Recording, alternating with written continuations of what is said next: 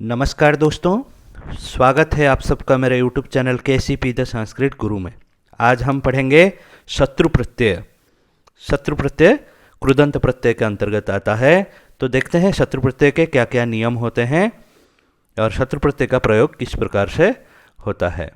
तो सबसे पहली जो बात है शत्रु प्रत्यय के बारे में वो है कि शत्रु प्रत्यय धातु के साथ जुड़ता है, अतः इसे कृदंत प्रत्यय कहते हैं। अर्थात शत्रु प्रत्यय धातु के बाद जुड़ने वाला प्रत्यय है, इसलिए इसको कृदंत प्रत्यय कहा जाता है।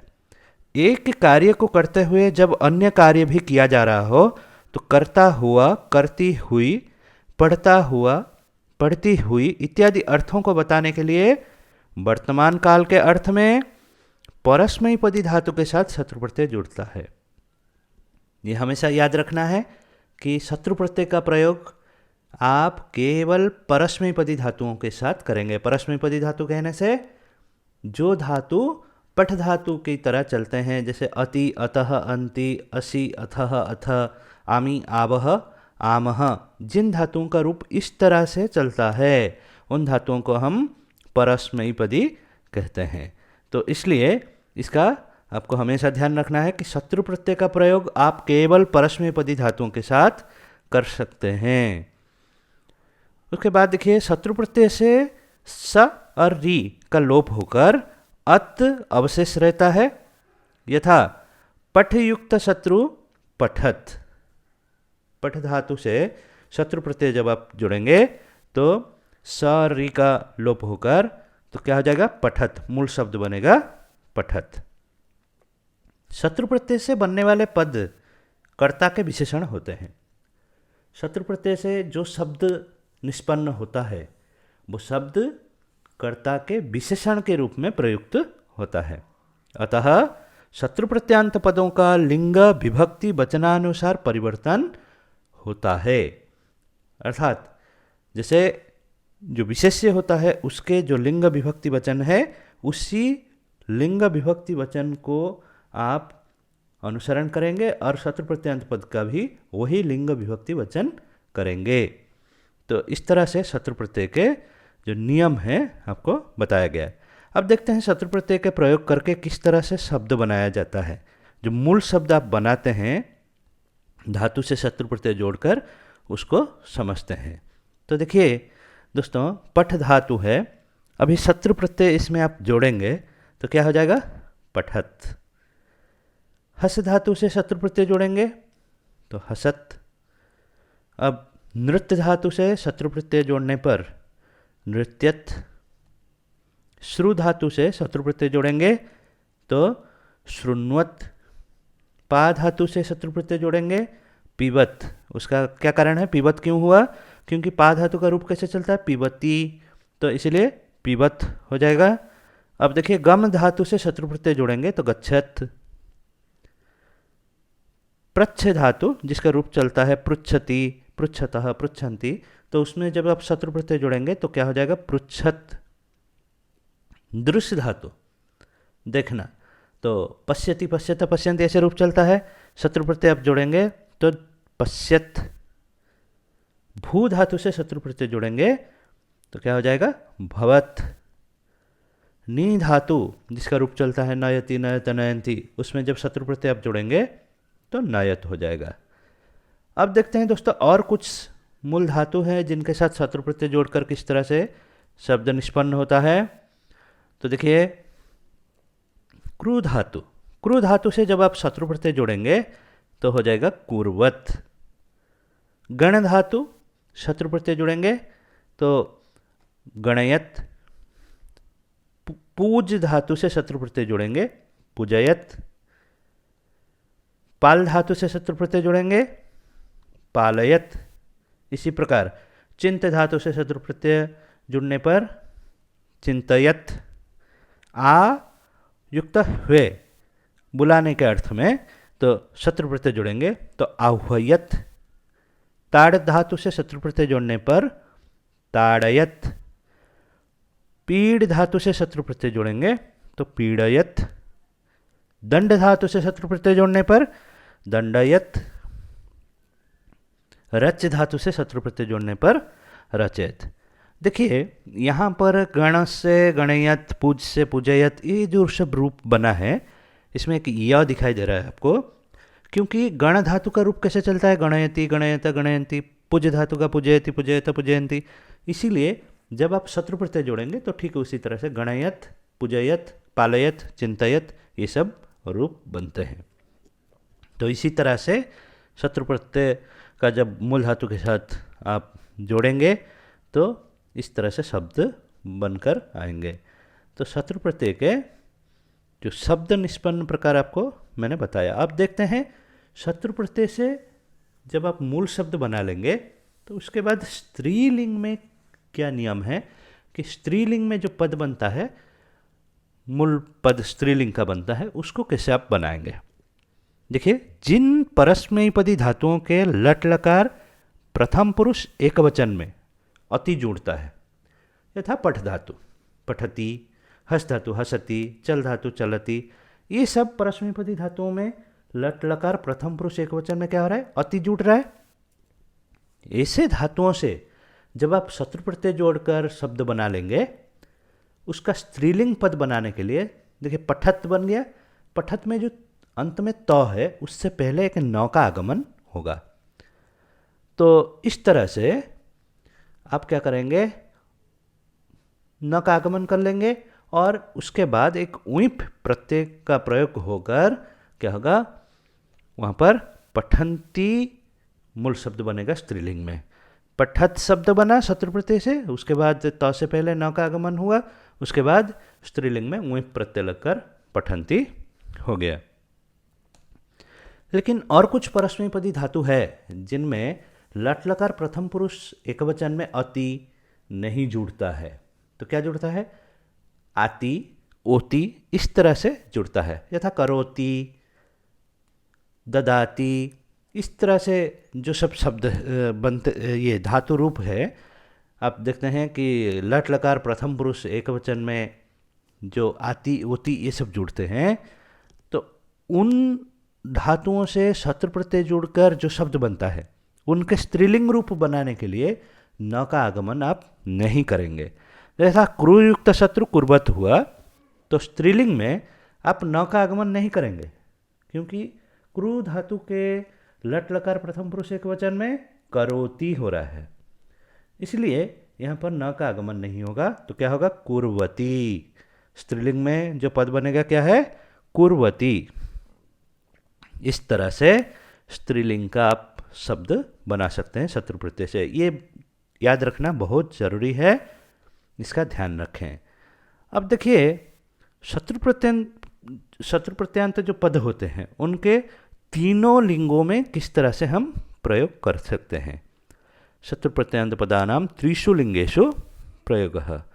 यहाँ पे एक मूल शब्द बनाया मैंने, पतयुक्त शत्रु पतत, मूल शब्द यहाँ पर मैंने बना दिया। तो जब पतत शब्द बना, इसका हम पुल्लिंग, स्त्रीलिंग, नपुंसक लिंग में देखेंगे कि किस तरह से इसके रूप बनते हैं। यहाँ पर सिर्फ प्रथमा विभक्ति एकवचन, द्विवचन, बहुवचन में आपको मैं उदाहरण के लिए दिखा दूंगा।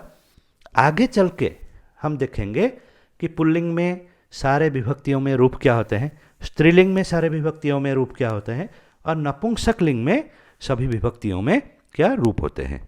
अब देखिए, पुल्लिंग में एकवचन, द्विवचन, बहुवचन में क्या रूप होता है, पतन, पतंतो, पतंतः, इस तरह से रूप बन गया। लेकिन अब जब स्त्रीलिंग में जाएंगे, पतंती, पतंत्यो, पतंत्यः, और नपुंसक लिंग में पतत, पतती, पतंती, ये बन गया आपके जो प्रथमा विभक्ति एकवचन, द्विवचन, बहुवचन में तीनों लिंगों में रूप। तो इसको आप ध्यान में रखेंगे तो शत्रु प्रत्यय का प्रयोग आसान हो जाता है। अब देखते हैं शत्रु प्रत्ययांत जो पद होते हैं उनके पुल्लिंग में किस तरह से रूप चलता है। पुल्लिंग में जो रूप चलेगा वो गच्छत शब्द की तरह चलेगा। गच्छत शब्द आपको व्याकरण की किताब में मिल जाएंगे। तो यहाँ पर हम आपको दिखा देते हैं कि पूरे जो सभी विभक्तियाँ हैं उनमें शब्द रूप किस प्रकार से चलता है।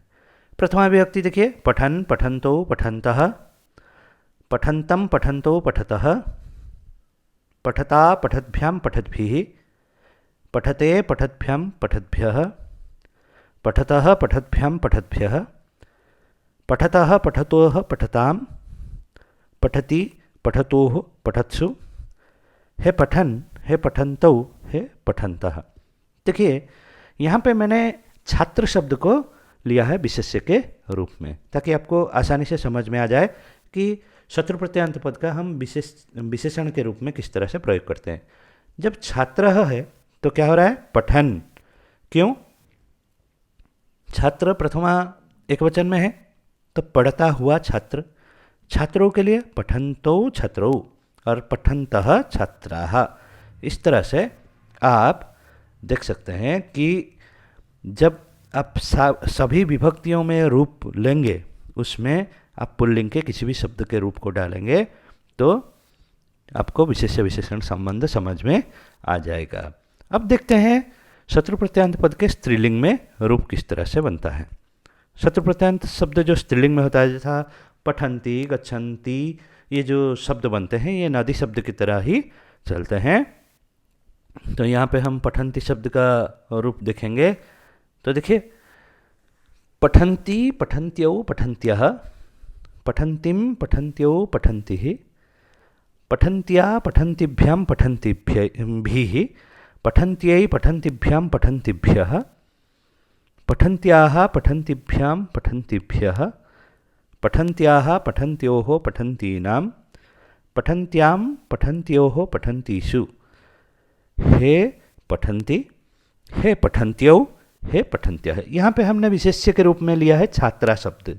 पठन्ति छात्रा, पठन्त्यो छात्रे, पठन्त्यः छात्रः। इसी प्रकार सभी विभक्तियों में आप देख सकते हैं रूप दिया हुआ है।